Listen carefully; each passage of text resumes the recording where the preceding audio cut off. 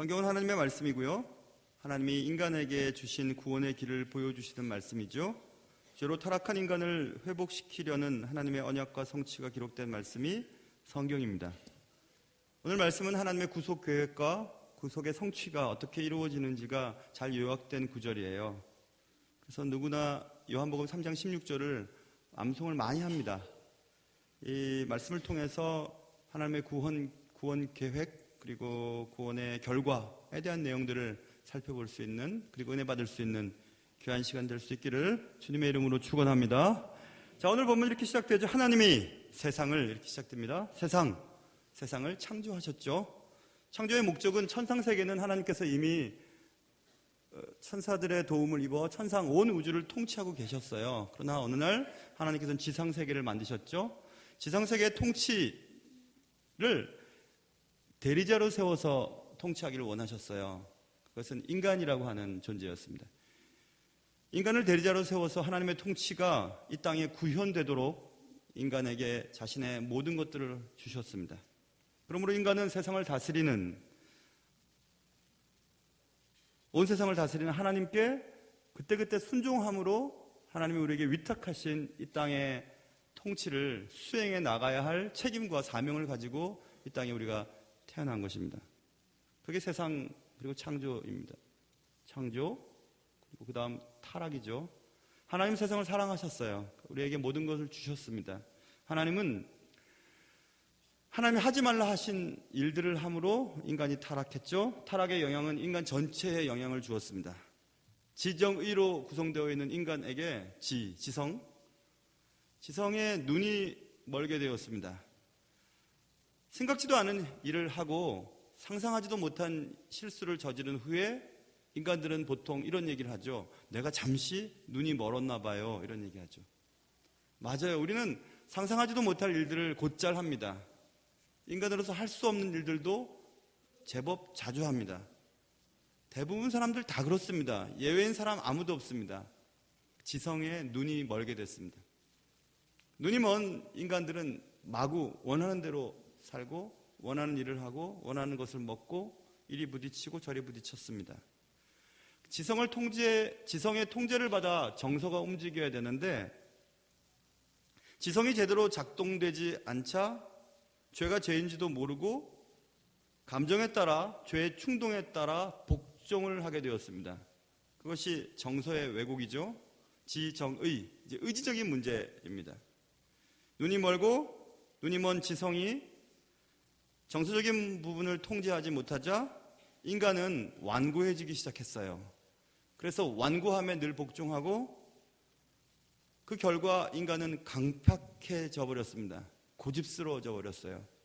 죄를 짓고서도 죄를 회개할 줄 모르게 되었습니다. 죄인 줄도 모르게 되었습니다. 남을 죽이고 힘들게 하고 괴롭혀도 자신은 잘 먹고 잘 사는 그런 존재가 되었습니다. 아우구스티누스가 라틴말 프리마티오 보니라는 말로 선한 의지의 결핍 상태인 인간을 묘사한 적이 있습니다. 우리 속에 선한 의지가 결핍되어 버렸어요. 하나님의 존재로 창조함을 입었지만 타락 이후에 왜곡된 인간은 선한 의지로 선한 일을 만들 수 있는 존재가 되지 못하게 되었습니다. 그래서 타락은 인간의 전부를 왜곡시켜 버렸죠. 그러므로 왜곡된 존재로서의 인간은 스스로 자신의 존재를 하나님이 원하시는 삶을 살아드림으로 하나님이 우리에게 맡기신 사명을 이 땅에 통치하며 구현할 수 있는 능력을 상실하게 되었습니다. 그래서 인간은 부르짖게 됐죠. 외부로부터 오는 도움이 없이는 우리는 절대로 구원받을 수 없고 하나님이 원래 의도대로 창조되었던 그 존재의 삶을 살 수 없다는 자각을 하게 되었습니다. 그래서 우리는 신의식을 가지고 나를 구원해 줄 누군가를 기다리게 되었죠.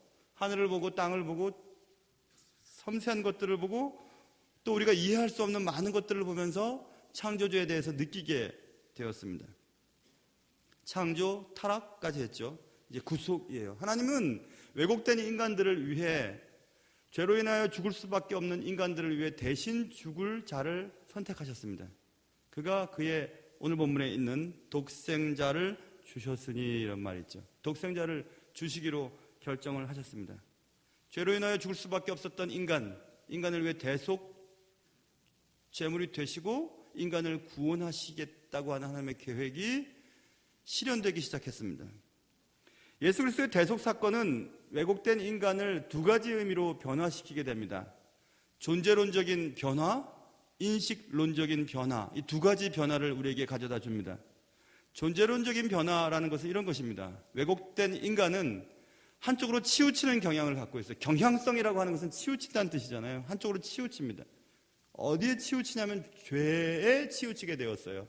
원래 하나님께 치우친 인간이 하나님의 뜻을 따라 하나님께 순종함으로 이 땅에 대리인으로 삼아 놓으신 인간을 통해 하나님이 이루고자 하시는 일들이 이 땅에 이루어지기를 바라셨지만 왜곡된 인간은 하나님께 등을 돌리고 죄를 사랑하게 되었어요. 죄의 경향성을 가지게 됐습니다.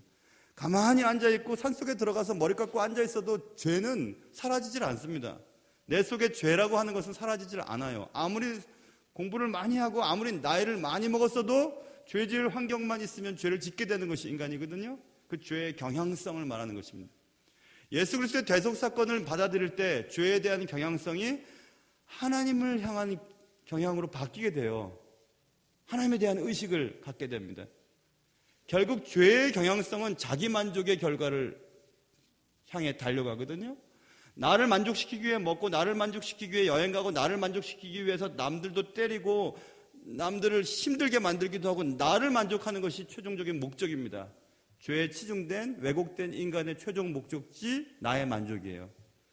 그러나 하나님께 경향성이 바뀌게 되므로 예수 그리스도의 구속사건을 받아들임으로 우리의 원래 의도됐던 인간의 경향성을 회복되는 순간 하나님을 향하여 치중하게 되고 하나님께 순종하게 되고 그래서 결국 하나님을 만족시키는 방향으로 우리의 삶을 진행해 나가게 됩니다. 하나님을 만족시키는 방법은 사랑이에요. 그래서 결국 우리가 하는 모든 행동들은 하나님을 사랑하고 이웃을 사랑하는 이유가 되는가에 따라서 우리의 삶의 양태들이 결정되어지는 겁니다. 이 일을 할 때, 이것을 먹을 때, 이것을 필 때, 이런 행동을 할 때 하나님을 사랑하는 것인가? 혹은 이웃을 사랑하는 행동으로 나온 결과인가? 라는 걸 생각하게 되는 것입니다. 그래서 자기 만족에서 하나님을 만족시키기 위한 사랑으로 삶이 달라지는 것입니다. 그래서 하나님을 사랑하는 자는 사랑하면 하나님이 그를 사랑한다고, 그리고 하나님을 사랑하는 자라고 세상이 알 수 있다고 얘기를 한 것입니다. 그게 바로 인식론적인 변화예요. 가치가 달라지는 것입니다. 그전에 영적인 것에 대해서 관심이 없었던 인간이 주 예수 그리스도를 모심으로 우리의 경향성이 회복되고 하나님을 향하여 우리의 모든 것들이 움직여짐으로 이제 영적인 것과 용서와 사랑과 하나님께 대한 영광에 대해서 관심을 갖게 되는 것입니다. 예수를 믿기 전에는 남의 불행과 남의 어려움 관심도 없습니다. 그리고 예배드림 관심도 없습니다. 이 일이 하나님께 영광이 되어지고 영광을 훼손시킨다는 사실에 대해서 관심도 없어요. 그러나 가치가 달라지고 인식이 달라지면서 이제 영광, 용서, 사랑, 배려, 희생, 겸손 이런 단어들이 우리 속에 찾아오게 되는 것입니다. 이처럼 그리스도의 구속의 능력은 우리의 삶을 완전히 달라지게 만듭니다. 인간의 존재와 인식의 완전한 변화를 가져다 줍니다. 자, 여기까지 이제 우리가 얘기를 드리고 예수 그리스도를 통해 이런 변화가 여러분의 삶 속에 나타나고 있는지를 한번 살펴보아야 해요. 죄로 치중하고 내 삶의 온전한 목적은 나의 만족이고 용서, 사랑, 희생, 겸손, 영광 이런 것에 대한 관심도 없고 자기 만족과 쾌락과 그런 것에 관심을 계속 집중되어 있다면 우리는 예수 그리스도를 아직도 만나지 않은 사람임이 틀림이 없습니다. 교회는 다니고 여기 앉아있지만 말입니다. 예수 그리스도의 구속의 수혜자가 될 때 우리의 옛사람이 변하여 새 사람으로 바뀐다고 성경은 말씀하고 있어요. 그런즉 누구든지 그리스도 안에 있으면 새로운 피조물이라 이전 것은 지나갔으니 보라 새 것이 되었도다 이렇게 말씀하셨습니다. 근데 그것이 가능할까요? 여러분과 저를 들여다보면 이게 가능한 일일까요?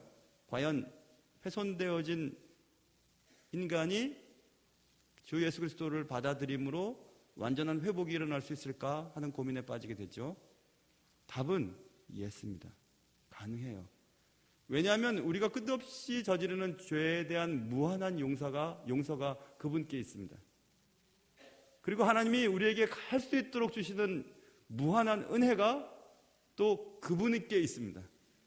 죄에 대한 무한한 용서와 은혜에 대한 무한한 공급이 우리를 훼손되어진 자아가 원래 의도대로 만들어진 자아로 조금씩 변화될 수 있도록 만들어줄 수 있기 때문에 그렇습니다. 무한한 죄에 대한 용서, 무한한 은혜의 공급은 우리를 오늘도 살게 하는 것입니다. 하나님이 창조한 인간은 하나님이 당시에 의도했던 대로 자리를 지키지 못했습니다. 인간의 창조는 타락에 의해 실패하는 것처럼 느껴졌습니다. 그러나 하나님이 인간을 이처럼 사랑하사 독생자를 주셨으니 그런즉 누구든지 예수 그리스도를 믿으면 멸망하지 않고 영원한 생명, 하나님이 원래 주시고자 약속하셨던 영원한 생명을 다시 주시겠다고 약속하셨기 때문에 그렇습니다. 그것이 구속과 회복의 길이 다시 우리 앞에 열려진 놀라운 사건이었습니다.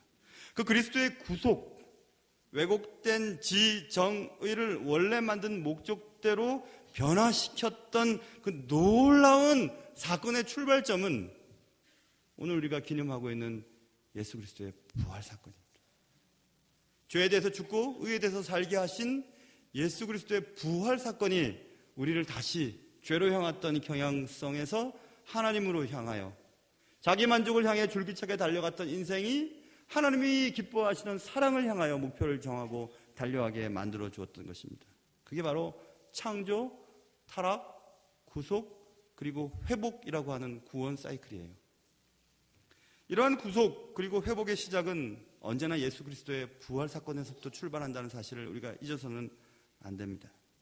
또다시 부활을 경험하고 또다시 출발하는 것은 아까도 말씀드린 죄에 대한 무한한 용서, 끊임없이 베푸시는 하나님의 무한한 은혜에 대한 공급, 그것입니다.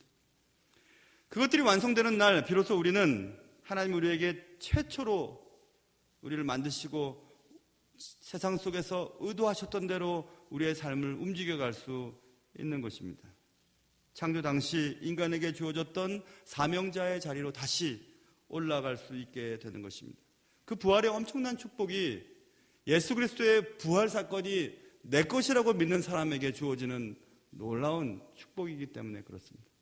여기 모인 사랑하는 성도 여러분, 창조, 타락, 구속, 그리고 회복이라고 하는 그 열차에서 뛰어내리지 마시고 끝까지 하나님이 원하시는 곳까지 달려갈 수 있는 축복이 여러분과 저의 삶 속에 있기를 주님의 이름으로 축원합니다. 하나님 아버지, 왜곡되어진 인간이, 죽을 수밖에 없었던 인간이, 영원한 멸망을 향해 달려가고 있던 인간의 숙명이 예수 그리스도의 구속 사건으로 영생을 얻게 되었습니다. 창조, 타락, 구속, 그리고 회복의 놀라운 은혜가 우리에게 실현되게 도와주시옵소서. 예수님의 이름으로 기도합니다.